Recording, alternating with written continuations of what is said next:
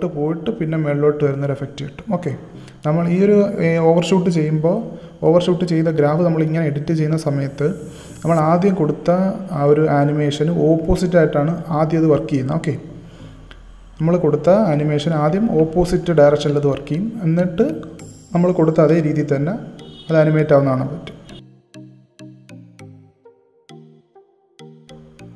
Okay, ഇത്രയേ ഉള്ളൂ ഈ വീഡിയോ. അപ്പോൾ MP4 വീഡിയോസൊക്കെ ചെയ്യുന്നവർക്ക് എന്തായാലും ഉപകാരപ്പെടും. അങ്ങനെ ഉപകാരപ്പെട്ട നിങ്ങൾ തോന്നുവാണെങ്കിൽ എൻ്റെ ചാനലൊന്ന് സബ്സ്ക്രൈബ് ചെയ്യുക. അതുപോലെ തന്നെ ഡൗട്ട്സും കാര്യങ്ങളും എന്തെങ്കിലും ഉണ്ടെങ്കിൽ അത് കമൻറ്റ് ചെയ്യുക.